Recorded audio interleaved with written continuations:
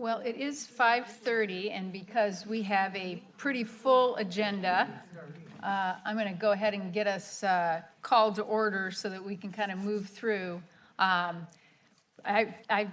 Steve and I have kind of gone through this agenda, and I just kind of put some times down, just looking at what we're going to try and get through on the flood resiliency study. And, right now, I think we're going to target probably about 7:15 for us to wrap up tonight, just in order to get through all of this. So you might hear me saying, okay, we need to move on, just to help us kind of get our way through. And I think Steve and I were talking a little bit that it may be that we would open up an opportunity next Tuesday, maybe, to have a special meeting if we need to give people a chance to. There's a lot to absorb here, and I don't want people to feel rushed, but we're going to try and stick with this timeline tonight, and then if we need to, we can look at next week maybe having another special meeting where we can kind of go through to formulate our recommendations that we want to give to City Council, if that is how people feel. With that, we will ask for approval of the minutes. I move approval. Second. Any discussion? All in favor? Aye. Any opposed? Okay. Next, we'll move on to finance. We need to approve the disbursements. I move approval of disbursements. Okay. Second.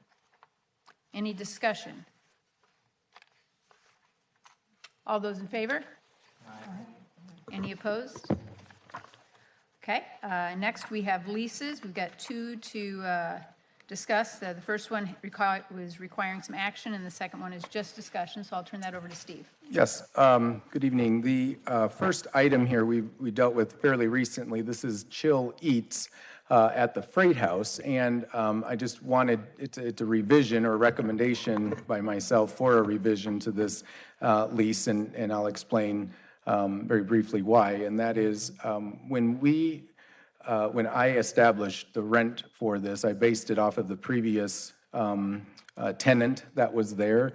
They have the same exact square footage as another tenant in the complex, and I didn't base or use that as the consideration for it. And I think that was a mistake, because the 2,000 square feet that is there in both of these suites, I think is comparable in both cases, and the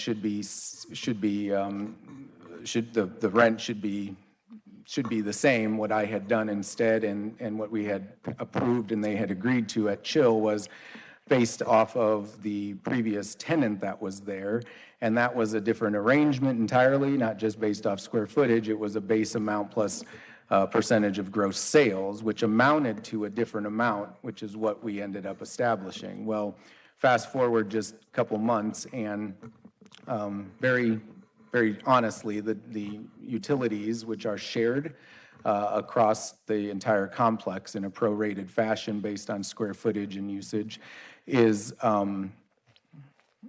was shocking for the tenants, and very unexpected. And as I delved into things a little further, that became clear that that's what I had really based it off of and presented to them, and they agreed to and signed. But I don't know that it was the most fair, and so I'm recommending a revision to said lease so that we can make it comparable, basically equal to that other current tenant with the same exact square footage that is in the complex. Essentially, it results in a reduction to our budget of $6,000 a year, but it also, I think, ensures a retention of a good tenant early on. So that's the backstory.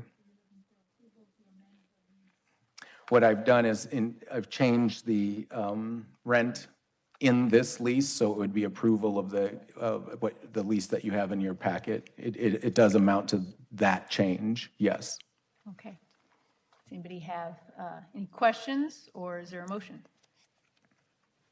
Dee? I have I have one question. So The 3-year lease, the same rent for each year. I noticed in the next one that we're going to look at and discuss, it's a 3-year lease with 2 years of rent identified.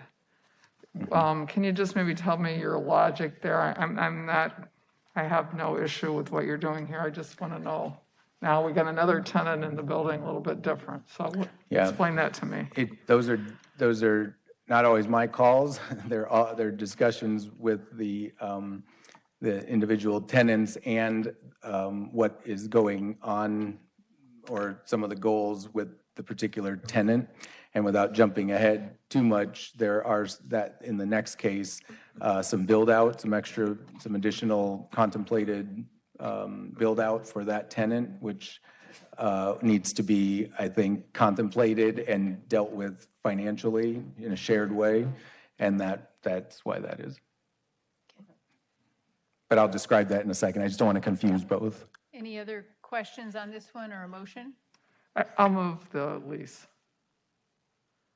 Is there a second? Okay. Any discussion? Okay, all in favor? Aye. Any opposed? All right. Next, the diner. Yes, so just to go on with the diner, this is really a good news story. I want to start with that. 1 year ago, we were this very place, and we were wondering about the viability of or sustainability of a fledgling tenant of ours.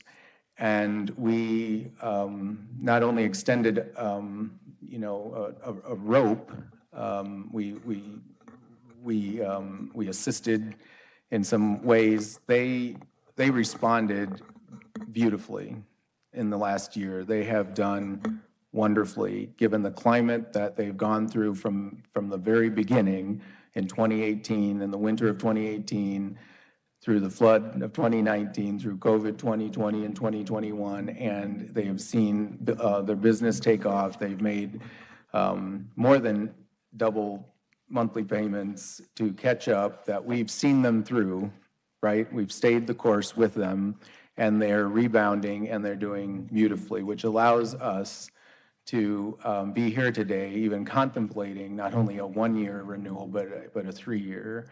And they will be fully paid, or we will be fully, restored, I guess, paid in full, the balance paid in full within a matter of months, a few months, 4 or 5 months here, which is amazing, given where we were just a year ago. So this is a great story, and it's a major part of the Freight House district, the Freight House complex, an important part of it. And as we move forward over the next couple of years, and this balance is paid, there's already discussion between the diner and myself on behalf of you to consider a further build out, and that is to say, you all know that upstairs in the lower level level is kind of bisected by an easement for the elevator, so it doesn't make it perfect for 2 separate tenancies. And so from day one, she always was interested in having some sort of other feature in the main level tied to her business. Something with, potentially some, bar related to business, obviously, appetizers, that sort of thing. And I think that even as they have waits that are 40 minutes sometimes on the weekends for brunch, having something be, set downstairs more than just seating to be able to accommodate folks, that need is becoming more and more apparent, and she wants to be able to respond to that. And so there are some ways that I think that can be done. There currently really is no three-well sink or, those kinds of things, restroom down on the main level in that area. And so those are things that, maybe on time through extra, payments or an enhanced monthly rent payment that can be dealt with. It's not part of this lease right now. I'm just giving a preview that we'll probably be back, I would guess, in 2022 sometime, probably before the next year, certainly before this lease is up. And we'll be talking about that, a revision to this that would contemplate some additional build-out work that she would be responsible in lion's share for. So, Steve, can I just ask, you've got months 1 through 24 for the lease rental, but to Dee's question earlier, it's a 36-month lease. So where do we find the rental amounts for months 25 through 36?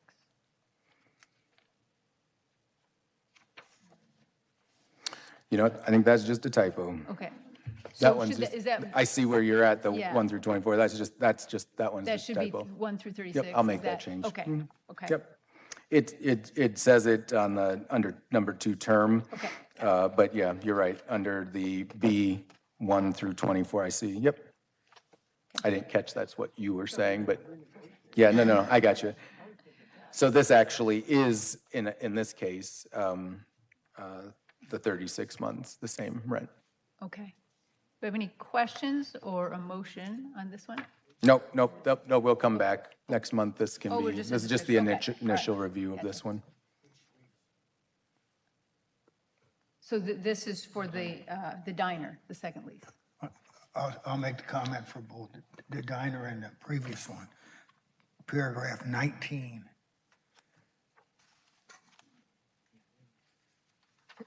It has to do with the damage and destruction of leased premises. And my first question, Steve, is the language in there about abating the tenant's rent the same as the previous ones that we've written? Do you know?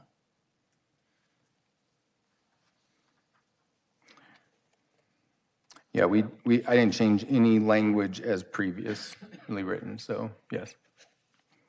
In this paragraph. And then it says in the last paragraph B, the last couple of sentences, the rent shall be abated during the period which those repairs are made and the tenant is compelled to discontinue business in the leased premises. Further, in the event of flooding, rent shall be abated during that period the leased premises are declared to be unfit for occupancy. Unfit for occupancy means a whole lot of things other than flooding. And I just think the word unfit there is wrong. It can be declared by the building people that it's not fit for occupancy. Yeah, I just think that since the sentence begins with further in the event of flooding, that it's speaking about only flooding. You know what I'm saying? Like, Well, that's right, but the rent will be abated during that period. The leased premises are declared to be unfit. Before that, they even are talking about you want to talk about the access there. If it has nothing to do with their building, if the access to the freight house is oh, I see what you're saying. not possible, we should be abating their rent. You're saying even ahead of. Last time Dee brought up the same question. I see what you're saying. Okay, so That's why I asked you if it's the same paragraph as in other leases before, because they all should be the same. it is for the freight house, but the language differs, I assume, from like Union Station, which is affected differently at different stages. And so I think the access point is definitely a good point, because the freight house is almost, well, up until, at this point, it's almost exclusively affected by the access question than the inundation question, the physical damage question. That's correct.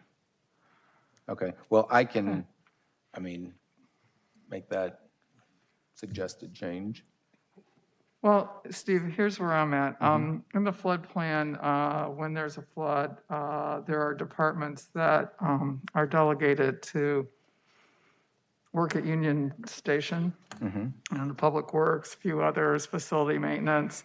It's not as clear at the Freight House, but my thought here, and the intent, I think, is here, is when those departments have either put up the barricades where you can't get in safely, or a handicapped person can't get in, or they've closed the streets and the access is not there. So I think the key to this is the trigger is the city triggering, that there's no occupancy for a business, than it is the business triggering. And so I don't know if this language works. I think it does work, but you may ask the legal department. I think that's our intent. I mean, when those HESCOs go up, we don't really want them to come over the top of them. I mean, there's no really, they really can't do business. Again, with you, so far, knock on wood, in the Freight House, we've not had water in their building, but we've had it surrounding it, where it would be unsafe for a customer to wade in and do business. Right. So again, I think it's kind of, Union Station's very much drawn out in the flood plan. Maybe also some tinkering there in the flood plan of the city to kind of take that authority and put it there, I think makes some sense here, especially going forward. It's a signage issue too. I mean, at River Drive and like Ripley, for example, business closure kind of thing. I mean, it's one thing to close, the River Drive. I see what you're saying, but if the businesses remain open, we need to make sure that Yeah, the signage. Well, I think then that, I'll be honest, that pushes the responsibility back on the city, you, Steve, and the departments who are managing the flood, that if the parking lot to the Freight House is dry and everything around it is dry, it is also, I think it's on their shoulders to have an access to it. Right? I mean, that's what we do with the stadium all the time. So we're just moving a building down and paying attention to when the public should be able to be served and when they shouldn't be. And I think that would heighten that responsibility. Yep. Occupancy, it isn't just getting to their store. If, say, 5 of them get there, there's got to be enough access out of there to have the occupancy. That's where we're coming from. Right, yep, I got it. Okay, so you talk with legal on that and Yep. make sure we've got that crafted appropriately. Okay, and then that one will come back then next meeting for final approval. Okay. Yep. Anything else, Steve? All right, then we will move on to projects. We have city staff here to assist us and kind of walk us through this plan. I don't know, Steve, if you want to do any intro? So Clay Merritt is joining us tonight, and I think Teresa Stadelman with HR Green has joined us by phone. I can double check that, but I'm going to assist. Yes, I'm on the phone. Hello. Hi. And so we are going to jump right into the flood resiliency report, and Clay's going to basically walk us through this and kind of do so by first take a general, very quickly, a general overview, but then go kind of area by area. And we start upstream with area 1 and then come downstream through area 4. And so we're going to take those as your agenda suggests, take those area by area, but then have pause in between for a discussion and some questions, some interaction about that. And so I'm going to turn it over to Clay and Teresa at this point, okay? So just tell me what you... Okay, perfect. So thank you for having me. My name is Clay Merritt. I'm the Assistant Public Works Director.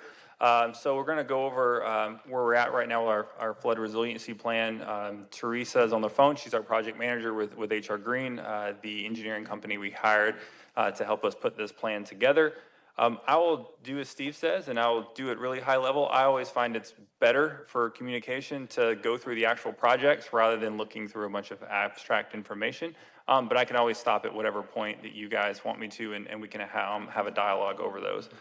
So Steve, if you don't mind, we'll go through these really quickly.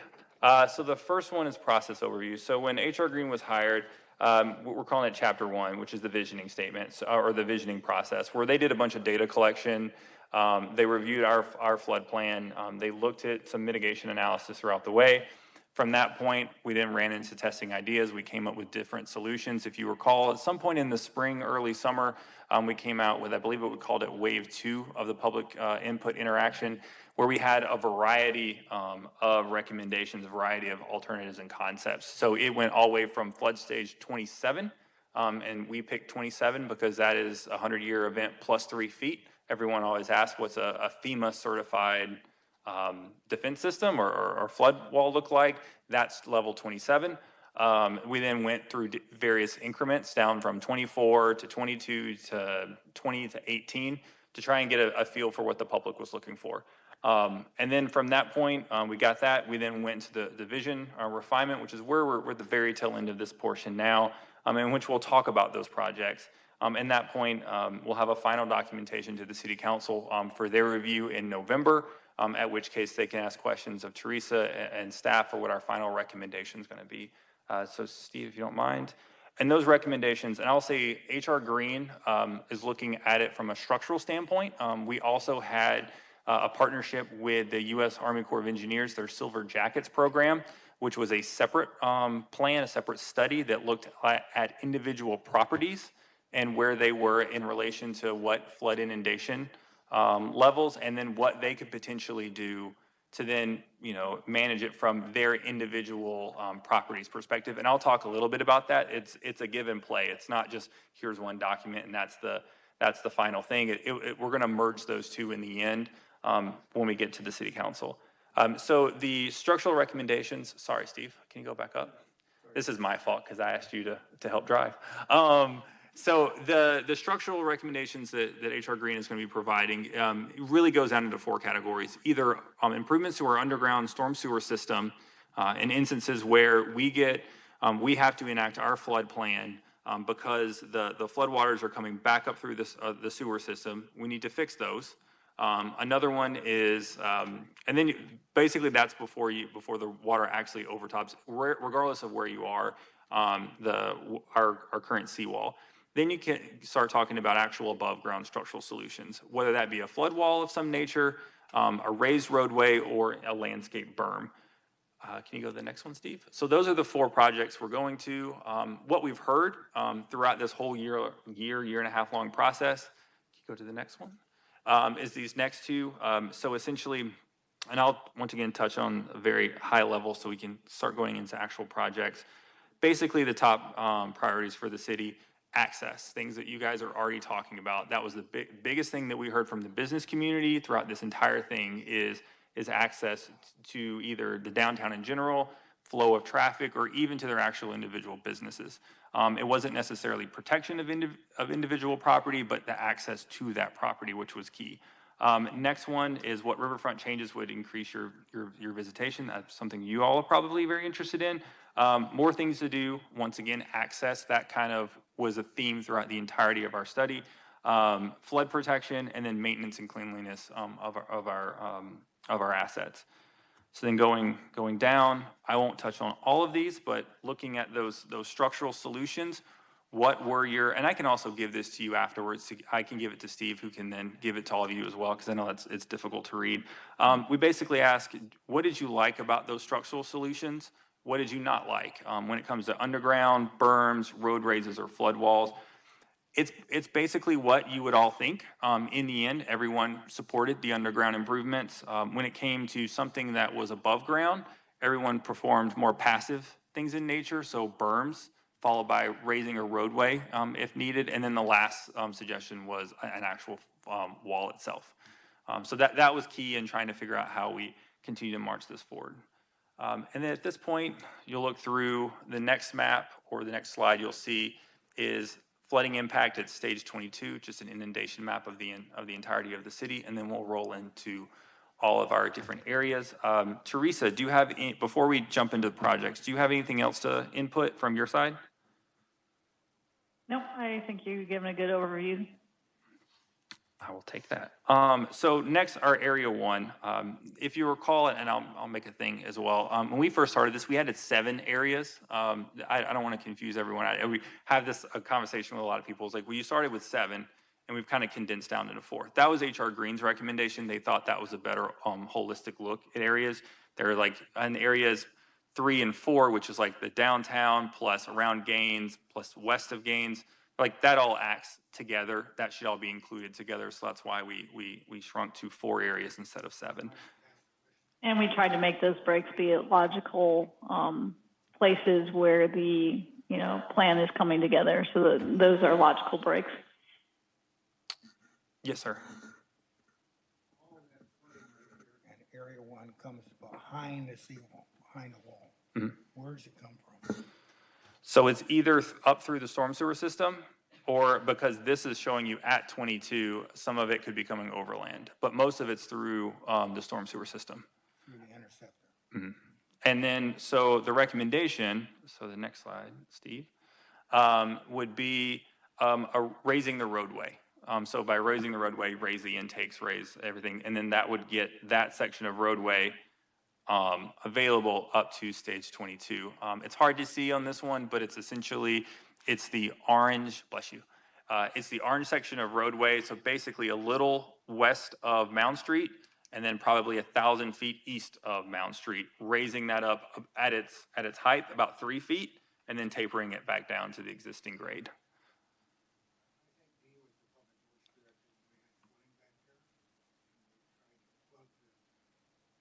Openings in the top of the interceptor, and she built the levee to the northwest of that, so we can allow the flooding.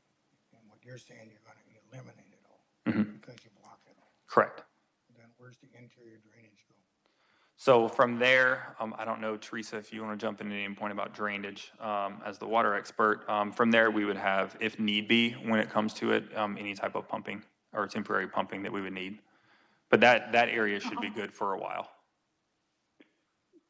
Steve and Clay, just so you know, I can't hear folks away from the mic, so I can hear the two of you, but not the other folks. Everyone's got no, he had it on, but everyone's going to have to speak into the mic deliberately, please. Nope, I think we're good with that one, Teresa. Okay. Okay. On 22, so you're raising the road, and so you have traffic going, but you're still going to have something happening behind the businesses at Indian Springs. And then, again, how is the water going to perform in the park? Is it going to go, are we still going to see between the roadways then the bike path covered, or is that going to be considered out at 22? Are you at Lower Lindsay? I think I'm still at area 1. Oh, okay. No, I'm just making sure we understood which part.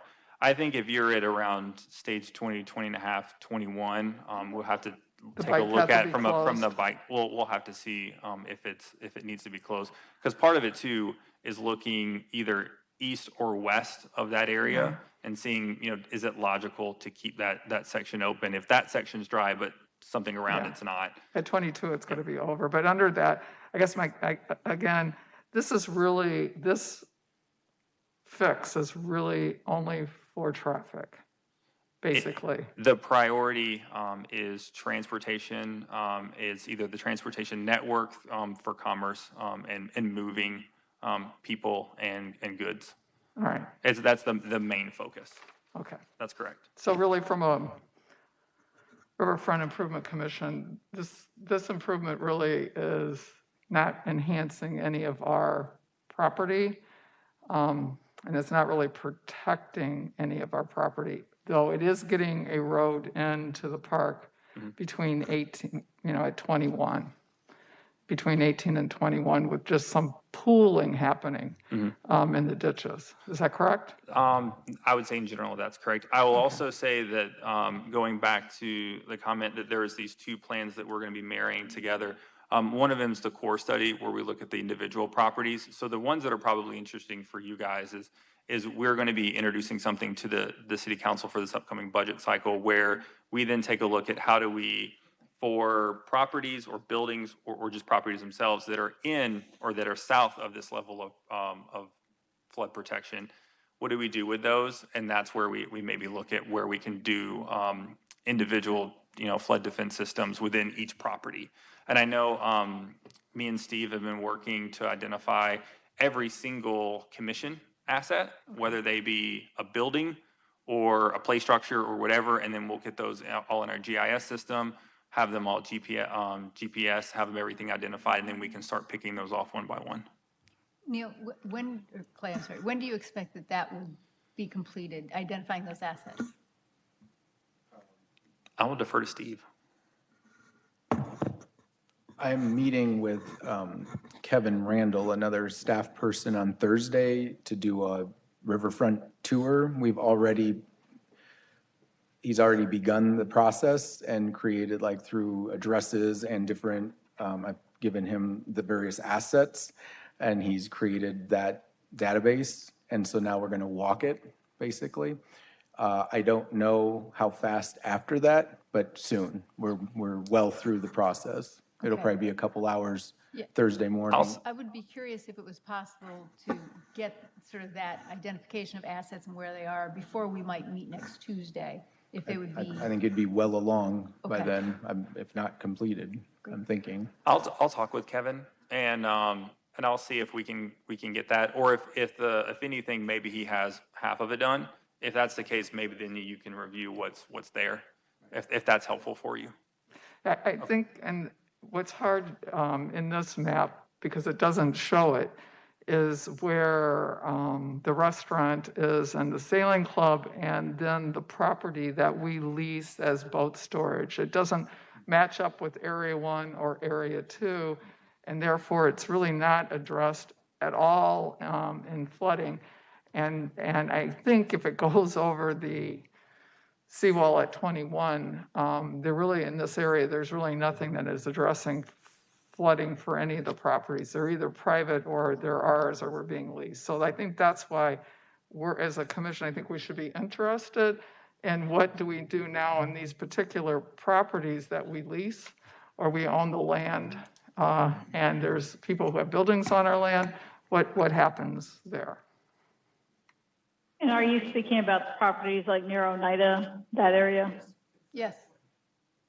Okay, and it's not showing up in any of these figures that are here in these Area 1 and Area 2, but that is an area that we have been discussing with the city over the last couple of weeks and are addressing.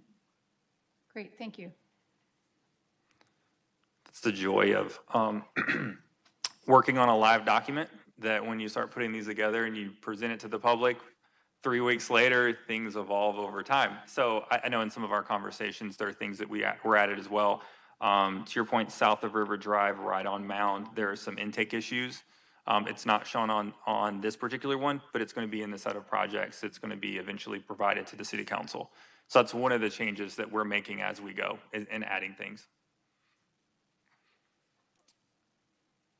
Does anyone have any questions about this particular? Okay. So we're going to Area 2. The next one. Sorry. No, you're fine. So this is the area right around kind of the Oneida, around Federal, all the way to Gain Street. What you're looking at now is the inundation model for up, once again, stage 22. You can see how the river is interacting at that point. If you can do next slide, Steve. So what we're proposing, once again, looking at structural solutions for mainly transportation and access purposes, is the first part is East River Drive storm sewer improvements. So if you'll look kind of that number one right around 4th Street, Federal, and even 3rd Street, that water, we typically start shutting access off to River Drive around 17.5, 18 feet, if my memory is correct. We can, and that's because once again, that water is coming up from the storm sewer. We can correct that problem, and that's what that project proposes. And then what we'll do, and that opens it up to, once again, 21, 22 feet for that level of access for vehicular. From our business community in the downtown, that was their number one project that they continued to hammer us, like, hey, this is what's important, is keeping this access to River Drive open for much longer, Because then you start looking at the frequency of flooding. And if you look, the vast majority of the floods in our history have occurred below that mark. So they're saying if you can keep us access to that point, that's the most important thing for us. So do you let the water come back up through the sewers to that level? We're going to correct that. So right now, that's where it comes up through the sewers. Because you're going to have a tremendous amount of interior drainage coming at you, and it could cause a worse flood than the river can.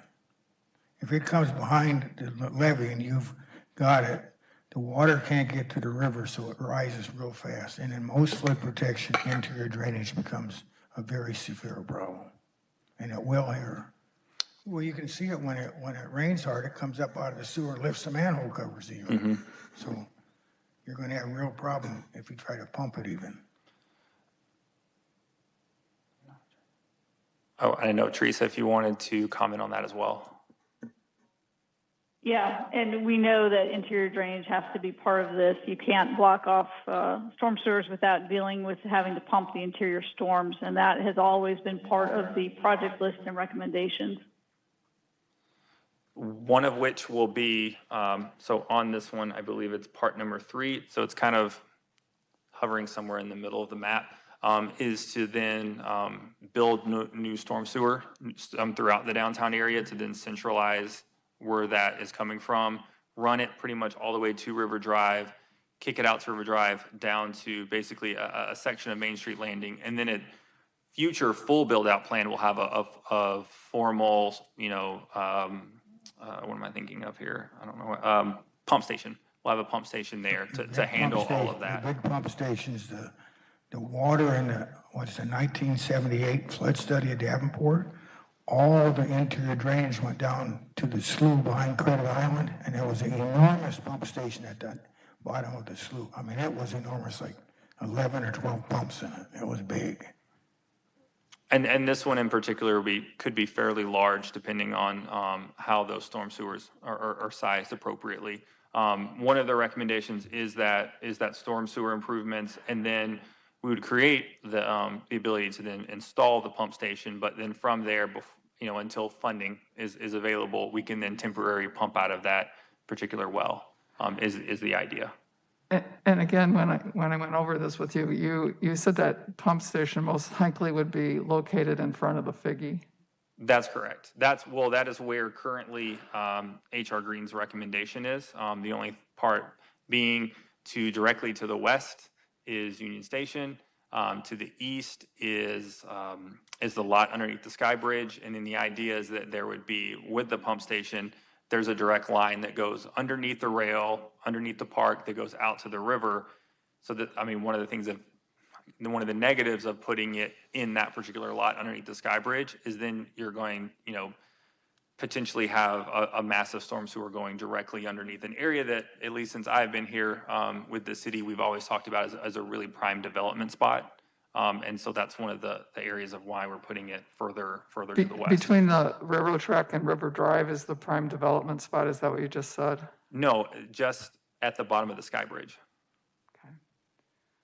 All right, and so if you did this first phase 1, which I see that maybe the council's thinking about allocating funding or have followed, are they going to design then that temporary pumping and then what it may take to be able to do exactly what Bill said in terms of the amount of water that's coming down those hills? Correct. Because, in my lifetime, it would take maybe 5 to 8 hours to pump it down and, a good 2-inch rain. And that's, unless everything behind that wall is also sandbagged, it's in those properties. Mm-hmm.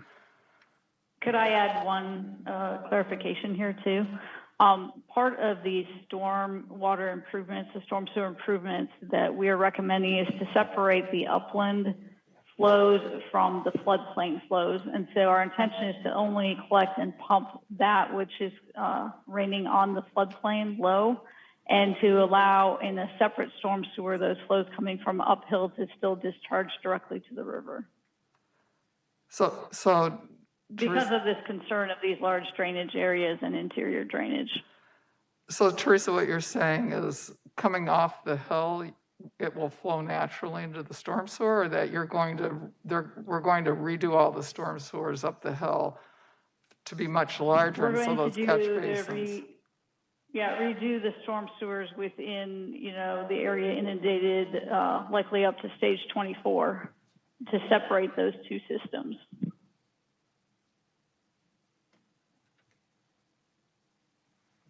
So it ends up being a couple blocks of storm sewer. I have a question as well. Yes, sir.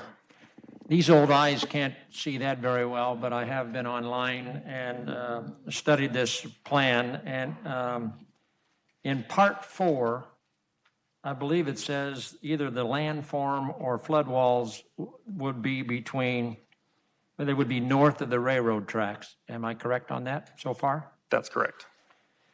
And in that case, in part 5, which is the Main Street landing, we have proposed, I know I've seen it before, some 4 or 5 rooms of somewhere in the neighborhood of $54 million project to enhance that Main Street landing area.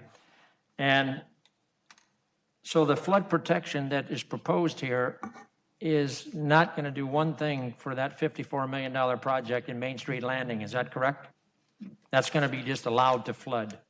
South of the railroad tracks, yes.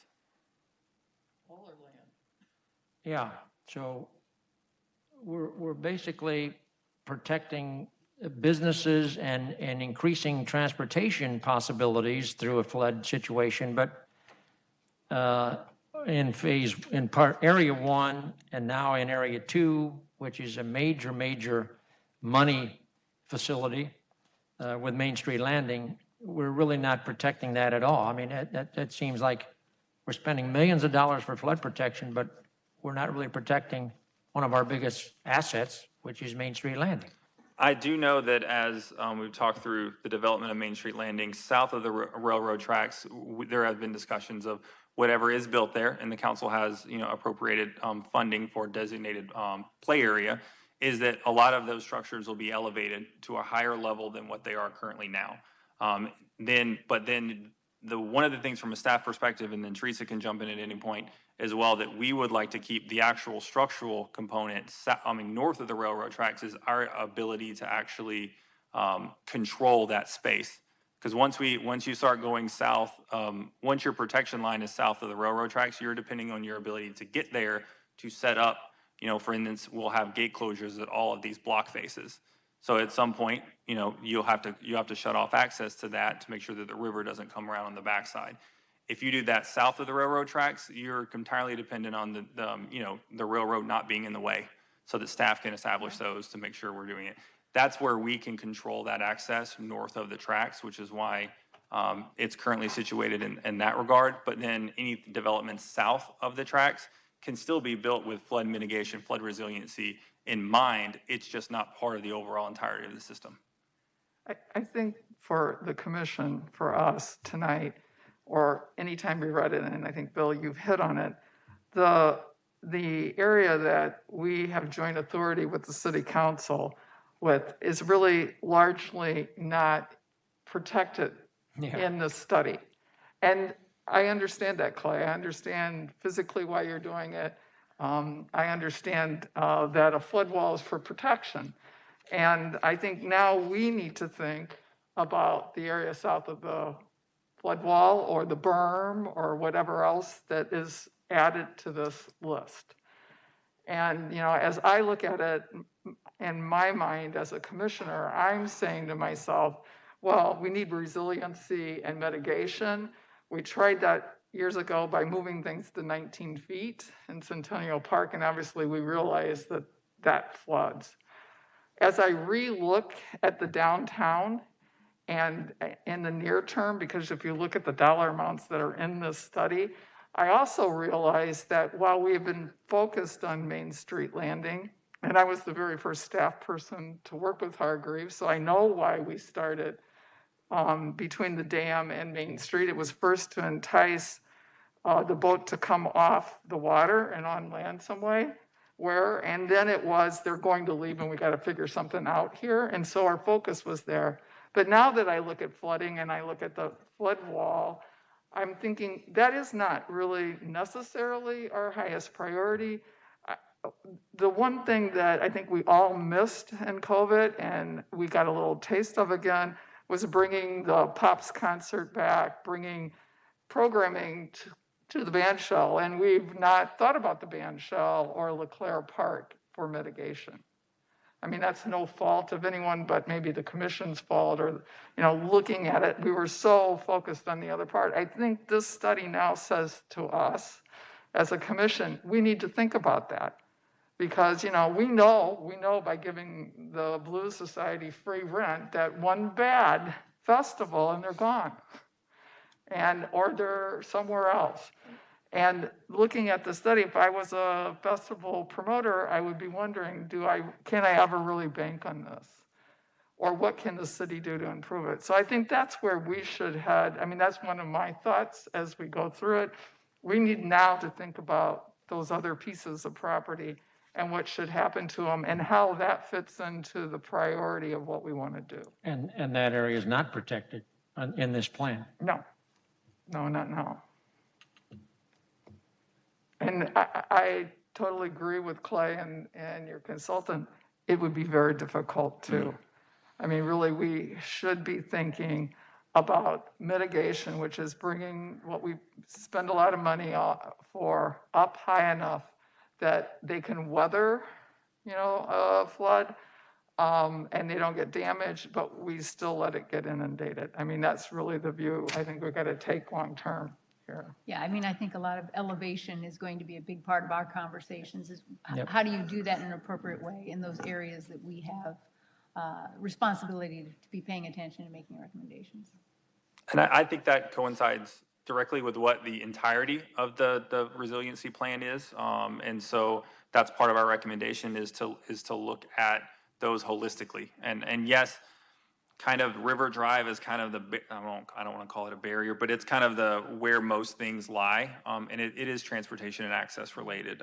And that's where when we're going to fund, go out for funding for this stuff, because the city does have the ability to fund some of these projects themselves, but some of these are very, very large dollar figures. And sometimes we have to go to either state or federal partners to try and leverage those funding.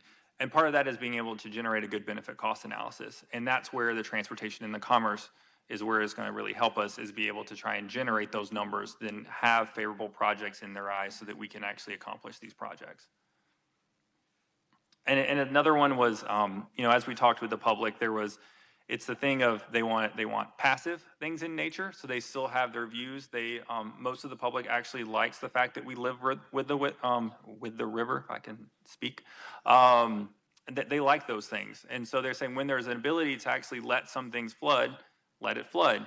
However, at some point there's a stopping point, but when you make those stopping point, try to make it more passive in nature so we don't see some big ugly wall staring at us that's 7 feet tall. So there's a lot of these things that we were able to get from the public, which we have tried to put into this plan at a reasonable level. And then once again, I would go back out, and this kind of touches a little bit, if you go to the next slide, Steve, then we start getting into the physical, is the landforms, the flood walls, either basically all the way from I'll just say Main Street Landing, and it'll carry itself all the way to Marquette. Once again, what type of structure, whether it's a wall of some nature or a berm, that's why we give a range of dollar figures there that we can figure out, but those are some physical flood protections that are particularly there. I've actually taken out in this presentation, once again, as things evolve, some of the park improvements. So as we were talking, there will be park improvements as part of the overall plan. But these projects in particular are structural in nature to flood mitigation for, once again, transportation and access. But that doesn't mean those park improvements are going to be forgotten about. They're still going to be located within the plan as well. Clay, what type of park improvements? I would say in particular on this one, the Main Street Landing ones are ones. So whether they be south of the railroad tracks or north of the railroad tracks, it's one of those. Once this is formalized, it'd be great. So as the city and you all are planning projects, it's just a reference. So you can say, oh, south of the railroad tracks, we're good. We can move forward with those projects. That doesn't stop us from doing that because we don't have this flood mitigation system in yet. However, let's say if you wanted to develop north of the railroad tracks, directly underneath the Sky Bridge, that should be able to tell you that you can do that. However, you need to do it either after that you put in the flood defense system or in concert with it. But you don't need to put it in before and then need to come back afterwards and then put it in. It needs to happen on some level of sequencing. That's kind of how some of these need to be able to go. Can you tell us, in terms of this, the flood wall that's thought of in the downtown, what is the height or what is the protection level? We talked a little bit that it says 22, so does that mean the top of the wall is 22, the top of the wall is 23? I think I asked, I don't, did you find the answer to that? I would say the top of the wall at this point is 22, is what we've been talking about. And Teresa can correct me if I am wrong. So that's like a flood of about 21. And that's where in our range of dollar figures, if we wanted to bump that up an extra foot to give ourselves a foot of freeboard, that's fine. Okay, and That so doesn't harm us in terms of dollar value of the cost of the project. Yeah, so the width of that, do you have any idea what the width of that could be in terms of, I know it needs to be an L, this guy knows. So a typical flood wall will be 18 inches wide, like if it's a concrete built Yeah, flood wall. underground, so say we already have. Underground, it depends on the type of construction. How about the Quinlan Court that's already in that area? I think that's from a conceptualize, we don't have that. That would be once you start getting into the engineering of it, is what the width of that would need to be to try and disturb as less as possible. The Corps of Engineers. It's not, we're right up against the easement there. So would this flood wall then be outside the railroad easement, excuse me? I would say yes. All right. We have a good working relationship with the railroad, but We're not doing so well on Union Station, so I'm just wondering. and so How you might I will be say doing. is less we involve them as much as possible, the best. Just to All be right. able to And get there are to, different types of ways to build the flood wall too, to have various footprints. I mean, if you're thinking of a large horizontal flat footing under a flood wall, yes, that's one way to do it, but there's also more cantilevered walls, eye walls, or walls on drilled piles that tend to take up less horizontal space. When you're making it. All Yeah. right, because I think it's an eye wall, isn't it, at Union Station? I can't really recall. So I guess my final question then is, for us who are just going to go down there and kind of wonder what 22 feet is, we literally can say, oh, it's a foot above the railroad track? Would that be ballpark? I think that's Yep, I think that's a good. estimate. All right, I think the tracks that's- are slightly over 21. I'm thinking anywhere between 21 and 21 and a half. well, right there, I think it's 21, right there, where we're looking. I think there are areas that may be a little slightly higher, but I think that's a good approximation. Yeah, and here's another area I think that we really need to think about, because if you sit, like at Quinlan Court, we had some music. If you sit in a chair, pull-out chair you bring with you, if you have one more foot above that railroad track, you only see the sky of Rock Island. You don't see the river. You clearly don't even see Rock Island buildings. You really just see the sky. And so I think that's, in terms of thinking about this flood wall, while it is on the north side, I get all of that. I think we really have to rethink about those parcels on the north side too, on what they should be used for. Because if you only can see the river by standing up, then we shouldn't have a lounge. We shouldn't be having performances, because one of the fun things about being down there in a performance is being able to get to see a sliver of the river and literally maybe the park across the river. So I think that's something else as we go forward we need to think about. One of the things we asked HR Green to do, we gave them every bit of city plans we have for the riverfront, literally all of them. And what we asked them to do is try and figure out a solution that did not disrupt as much of that planning as possible, which is what we have in front. Now, if the city and the Riverfront Improvement Commission decide to do something differently, then I think that can be changed. But as of what we have in front of us as approved plans or accepted plans as part of the city council, they've tried to make those be less disruptive as possible, which is what you see in front of you. Like we could do berms instead of walls. Now, obviously, that's a much bigger footprint. So you're talking about taking up programmable space in those rooms. But yeah, I mean, it comes with another series of questions as you continue to kind of go a different route as well. I think the only thing nice about a berm is maybe it'll absorb a little River Drive sound, but we're really gonna have a wall. We're gonna have River Drive. Yep. And it's really gonna change, I think, what the next room or two would be like. And if you have a pumping station the size that you're talking about, the sculpture garden is really definitely going to have to be thought out in a different way. I'm just going to jump in here. Bill, did you have something that you wanted to say? I was just going to say, so basically what we've summarized here is that all of our improvements that we're talking about going forward along the riverfront is basically going to have to be built with the idea that there is no flood protection. That's really what it boils down to. Whether you're talking about Main Street Landing, LeClaire Park, Centennial Park, basically all those areas, any improvements we make going forward just need to be done without the idea that there's going to be flood protection, because there really isn't. I would say that they need to be done as flood resilient. Yeah. And so that, Yes. whenever Yes. something happens, that we can always, Yep. wash it off, or even elevate it to some level. I think, Correct. Commissioner Bremer pointed out, I think it was a shelter or something in Centennial was raised to 19. That's one of the ones of, at some point, do you raise some of those assets to 20, 22, 21, so that in a larger flood, something, maybe it gets some water on it, but it's built in such a manner that it's resilient and you can just clean it off really easily and you can get back to enjoying the riverfront I once think it's that's an there. important distinction, though, that we need to make and understand, quite frankly, that because initially, I think a lot of people believe that when we talk about flood protection, we're really protecting those things. And obviously, it appears that that's not going to be the case. So we need to inform the public as well as ourselves that it's going to be more flood resilient as opposed to flood protection. And that's exactly what we've done through this whole process. And I think that's an important point. We typically don't use the word protection for a multitude of purposes. And so that's why it's a mitigation, it's resiliency, it's trying to live with the river, but also provide some level of access or maybe resiliency to certain assets, for sure. Okay, Clay, do we have much more on area 2 because No, we do not. over time? Okay. I'm sorry. No, this is good conversation. I just want to try and keep us as close down track as possible. So if we're ready to go to 3, that would be great.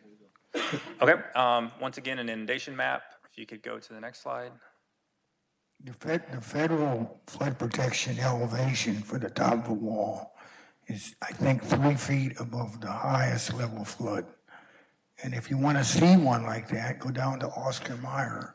That flood wall is designed exactly for federal standards. So it's And if you want to apply for federal funding for anything, you're going to have to meet the core standard.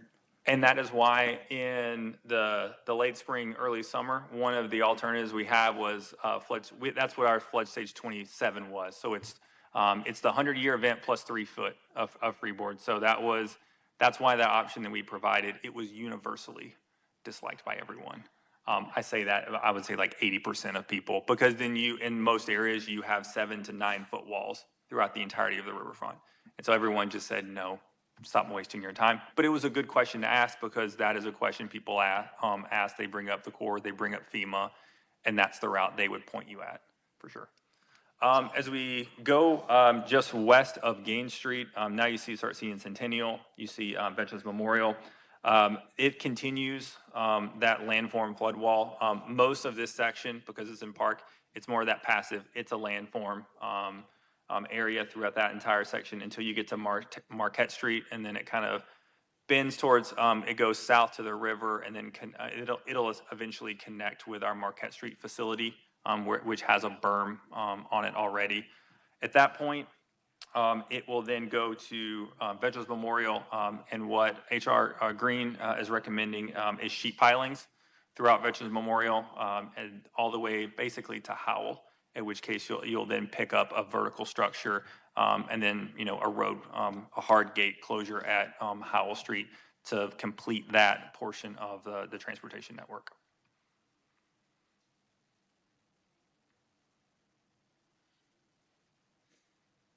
So it's pretty straightforward, but once again, trying to find something that is not as intrusive as one can be, but then continue to work off of the existing system. I know one of the questions I've gotten from people is why something off on this area but not this particular area, and they almost need it. They can be done in phases, but in the end, you need them all together to work, because at some point, you can build the highest wall you want to in front of you, but at some level, the water is going to come around on the backside. I will say some of the first initial projects that we'll recommend to the city is, once again, those storm sewer improvements, specifically at Marquette and at Myrtle. I think we typically close those off around 14 and a half. That could get, just doing those storm sewer improvements could get us back up to 18 plus in some of those areas, which is incredibly beneficial to those businesses in that area.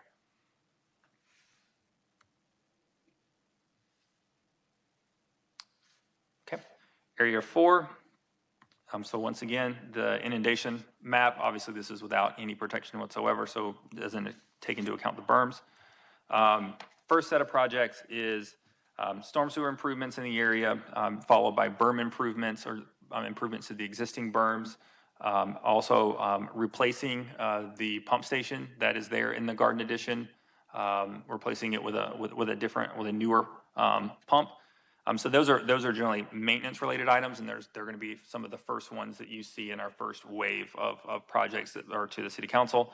However, we do have, one big thing we always get from people is the causeway, and that is a project that's going to be in the recommended plan. Now, I don't recall, and Teresa can correct me if I'm wrong, I don't know if we've settled on a bridge or culverts or something, but an elevated structure of some kind to get flow back in to the slough, and to get that roadway elevated out of the flood waters to a certain level is something that's going to be in the plan.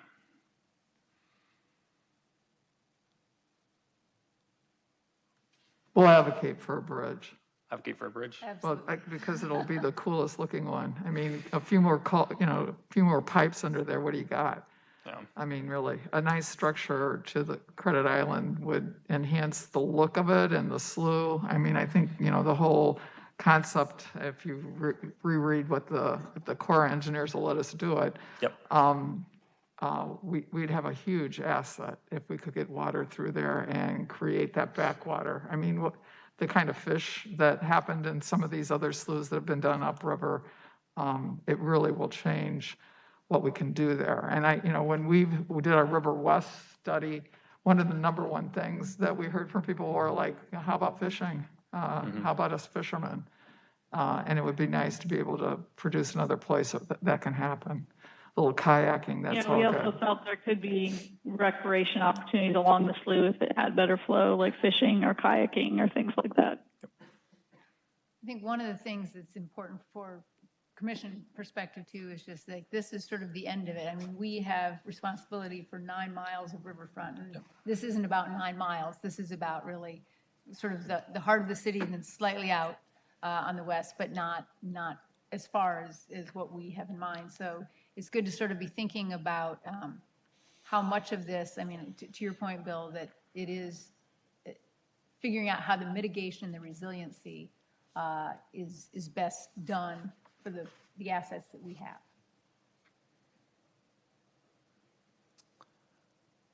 As you said, that's the kind of the stopping point for our particular one. If anyone has any other questions, happy to, or regardless of area, if you have time, happy to go over those. I have one more question. I think when you talked at the beginning, you talked about maybe having another project where it would work with mitigating properties, right? Mm-hmm.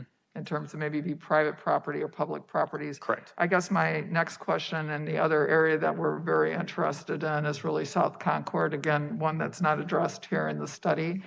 But will the city council look at buying properties again and have money available?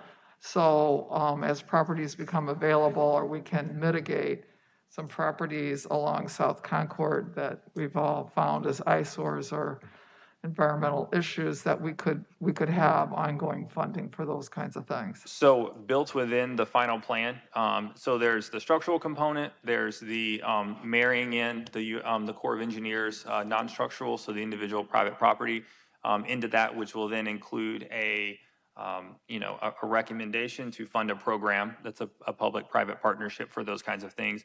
There are also going to be recommendations for targeted buyouts in flood-prone properties. So exactly what you're talking about. Yep.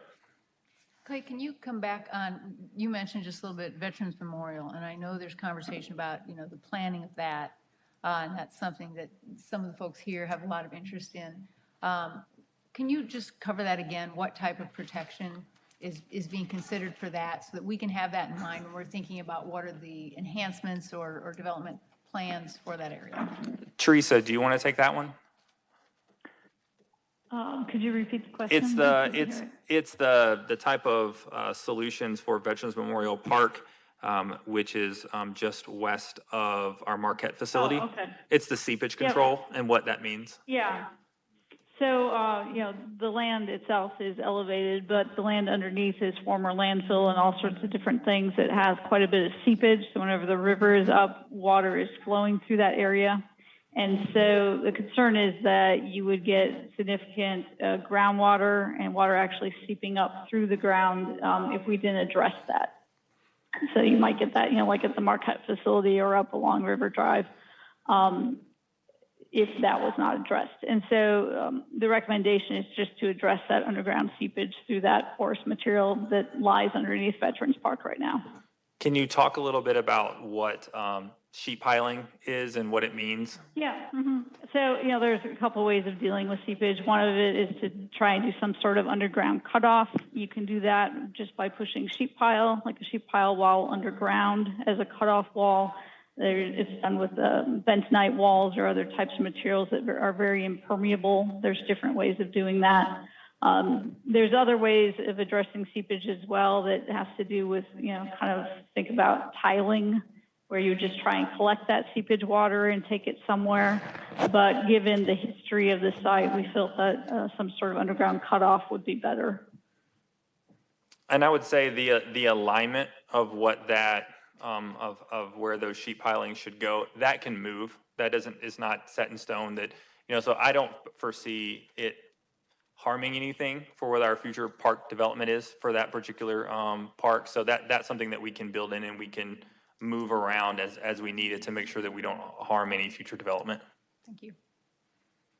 Right now, that happens. Essentially, we'd probably want to do that as low as possible, so it would be down, Yep. near the trail maybe, somewhere that sits lower.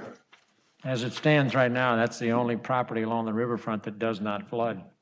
I understand the seepage problem, I get that, and I think it's a great idea, but even in our flood of 2019, I went on Centennial Bridge, and that's the only property that did not flood. The parking lot there, where the boat ramp is, goes under, but Veterans Memorial Park is actually elevated much higher than most people think. I mean, you ride your bike through there, you'll see that it's over your head in terms of the land. So that part's a good part.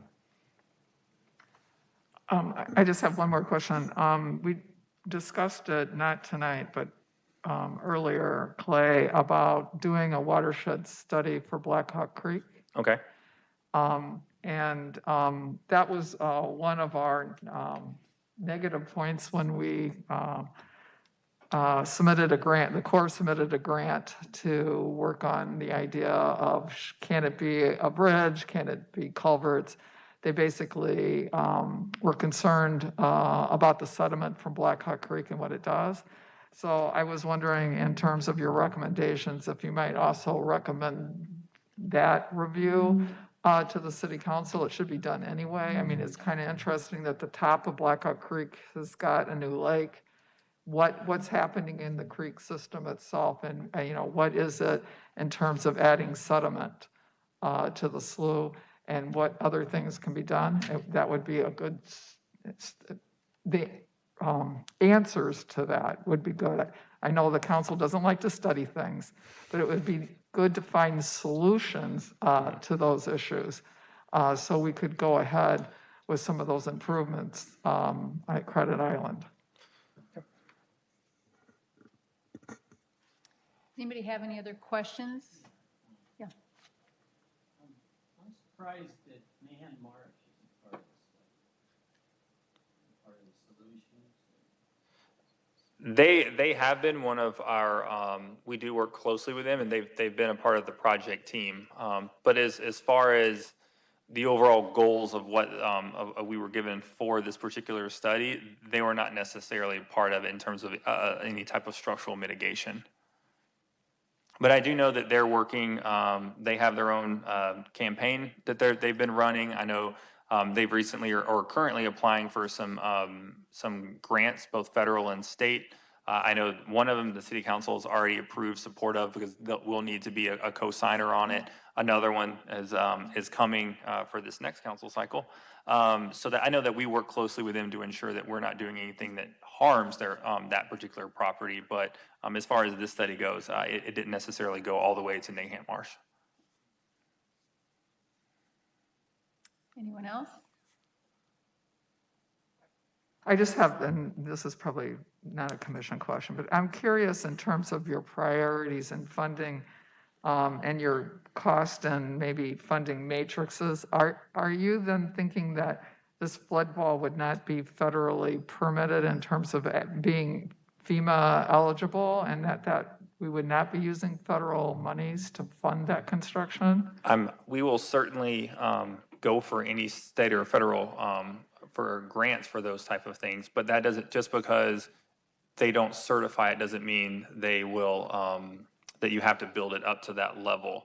So I'll use Union. In terms of funding it? In terms of funding, so I'll use Union Station. I think me and Steve are 2 years into that particular grant. That obviously it does not go all the way up to FEMA certification, but from all appearances, and I hope I'm not like, hurting our chances here, because this is 2 year long thing that we're doing.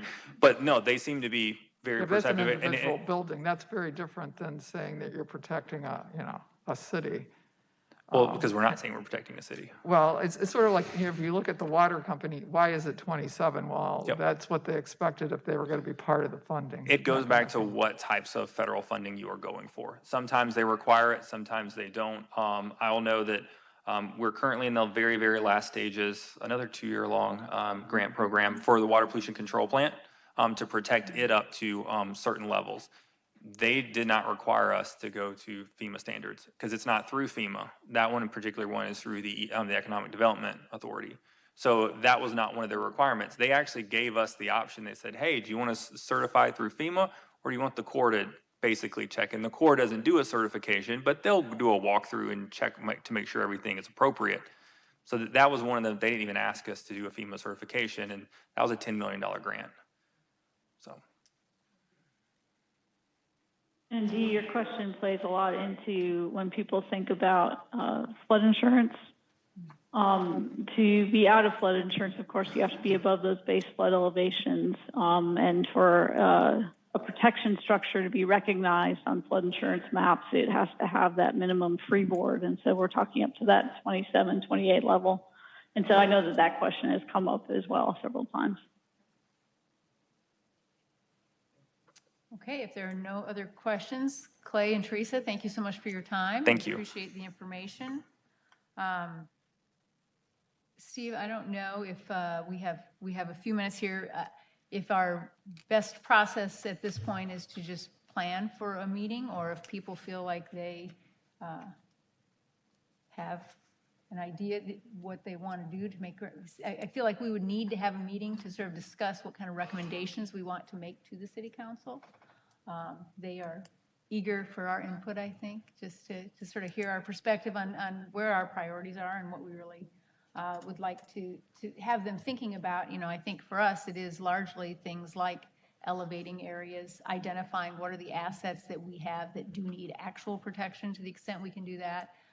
There's just kind of a number of things for us to be able to have the time to provide, I think, really beneficial conversation recommendations. It seems like a meeting next Tuesday would probably be a wise thing to do. I think people have thoughts on that. I've seen what they generally want to do. But I really want to see the more refined thing you're going to do. Like where you say there's a wall, give me a pencil schematic of that wall. When you say there's going to be something down to pump the sewers, give me a rough idea what that looks like. And then we'd have a better understanding of it. Because I mean, I got a huge amount of flood protection experience. I can understand everything you said, but I don't need to see any more right now. I want to see more of the general details as they get developed.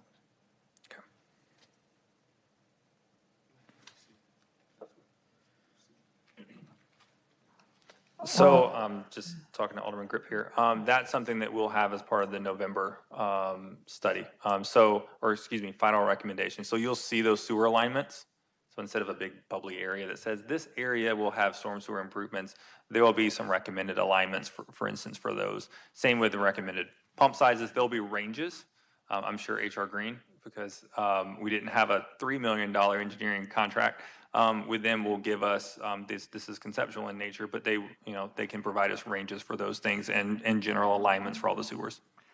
So Kelly, I guess my question is, they're looking for our reaction and thoughts about the study, right?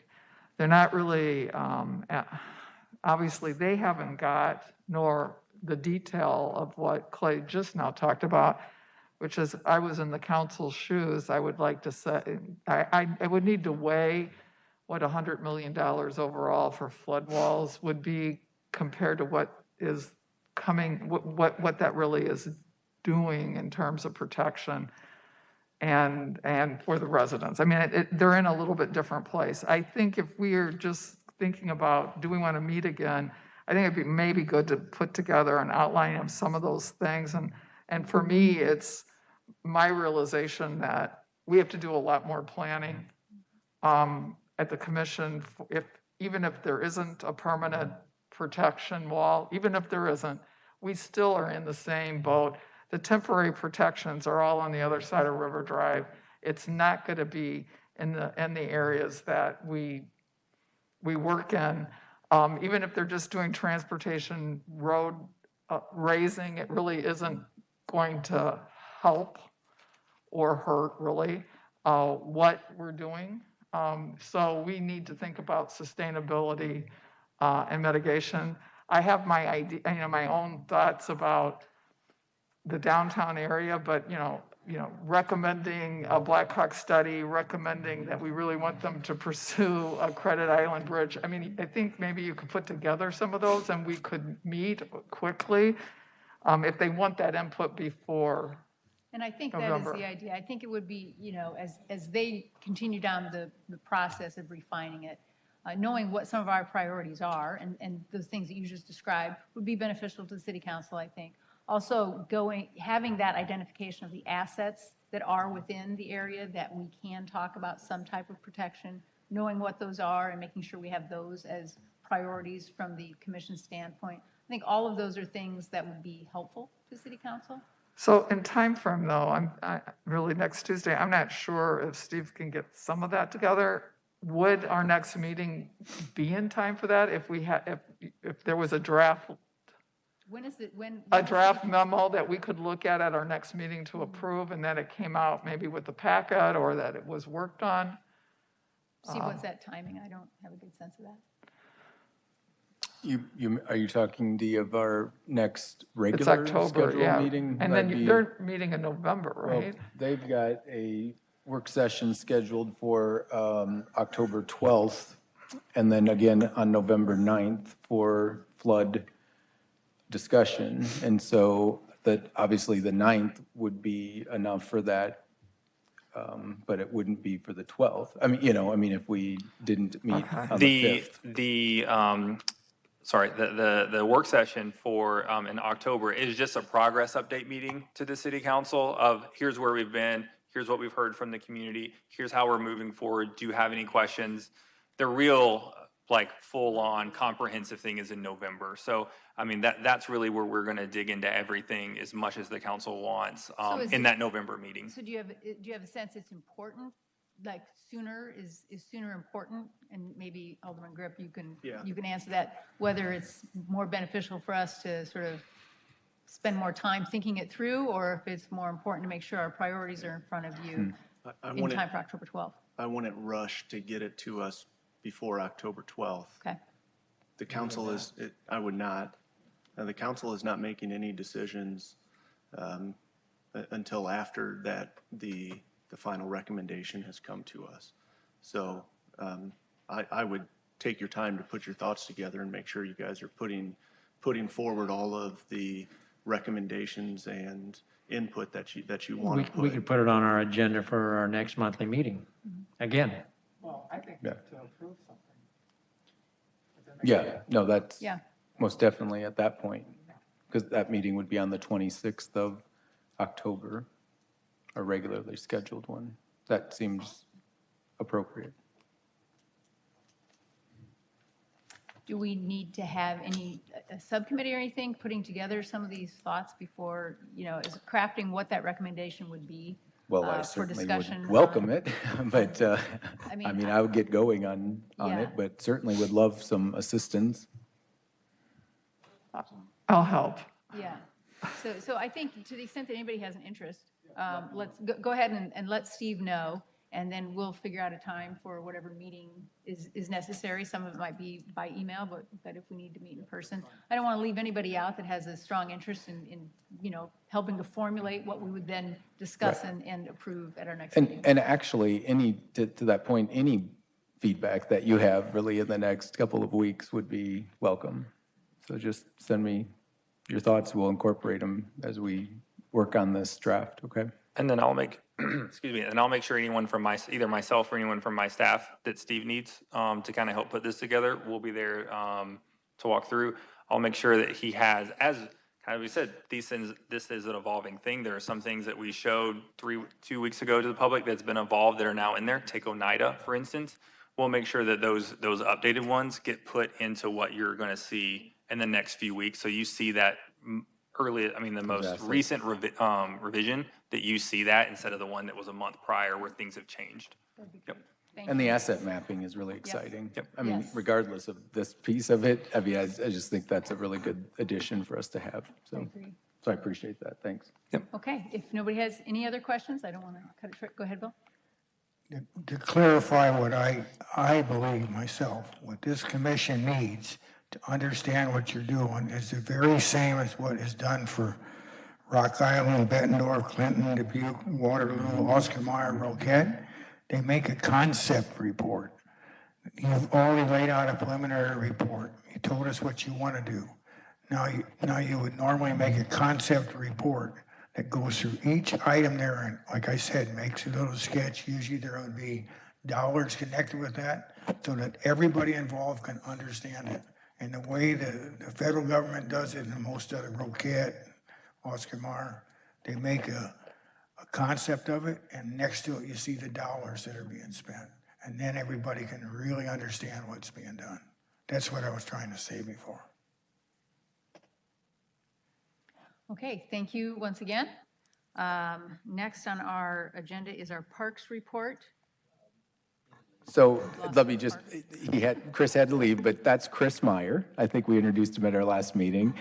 He's the new Parks liaison to the commission, and he apologizes. But the one thing he wanted to mention is that he was at the last meeting, I think, which was a couple of weeks ago, where he was appointed to that position, elected that position. The one item he wanted to convey was, I believe, the Parks and Rec Advisory Board approved a motion that would be going on to council regarding the approval of e-bikes, electronic bikes, the use of those that is prohibitive currently. And so that recommendation goes for council to consider. So they alone don't have the power, but it's a recommendation for council to consider allowing that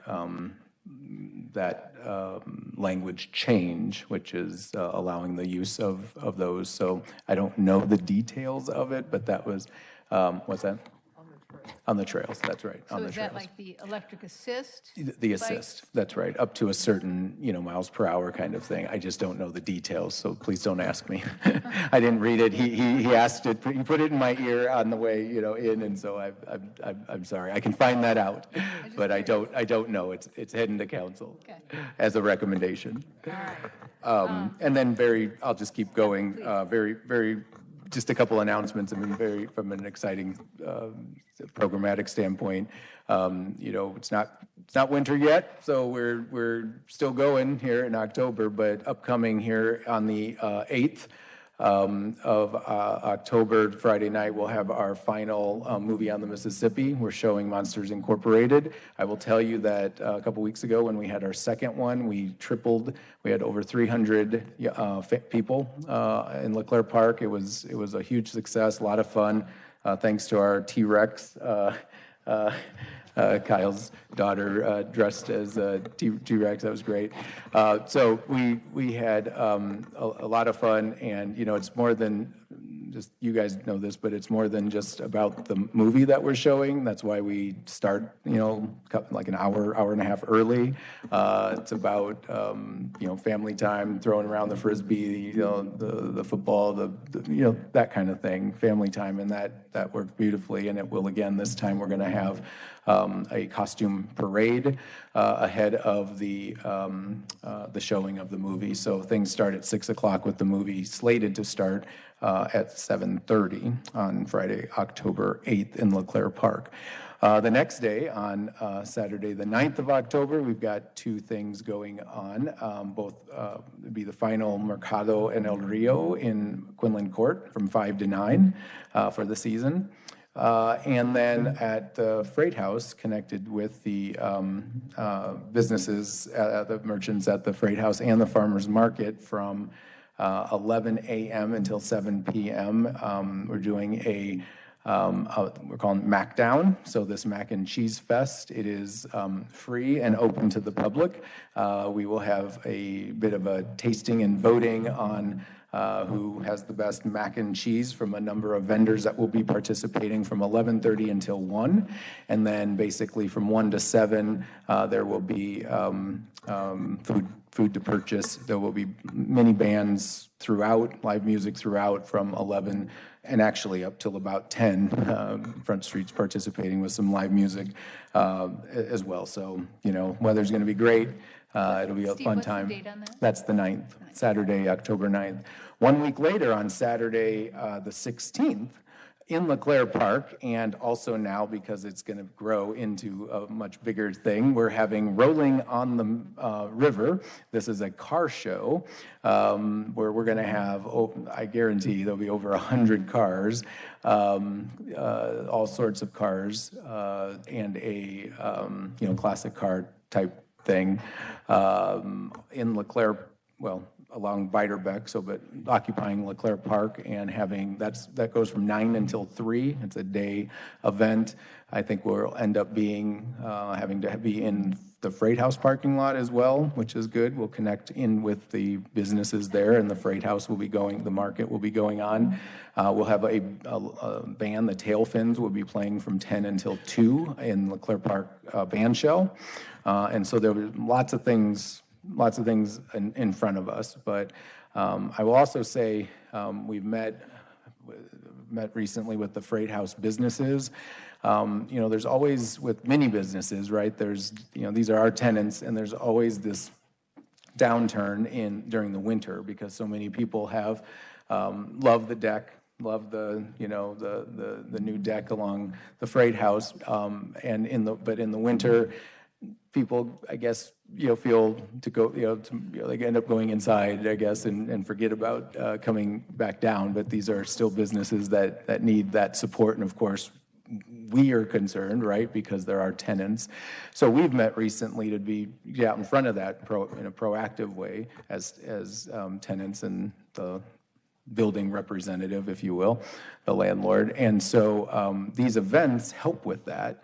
But also, they'll be doing some various, call them like maybe coupons or something like that, that would be perhaps redeemable during months where it really matters, January, February, that kind of thing, to remind people the importance. So use these events in October to hand those items out, so that then it reminds folks, don't forget about us here later this year. So there's a reason, or there's multiple reasons to have these events, and for us to participate with them in these events, because if we don't do it in a proactive way, we'll probably be being requested for something later on, is how I kind of look at it. And so I think it's been an active year, it's been a good year for many folks, and we're already getting our planning underway for 2022.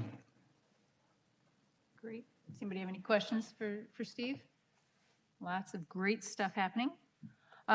Next, we have any public with business?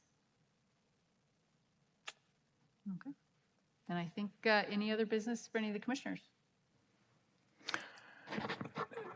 I would just like to thank, several council members are here tonight, and I would just like to thank them for taking their time to come and listen, listen to you, listen to the presentation.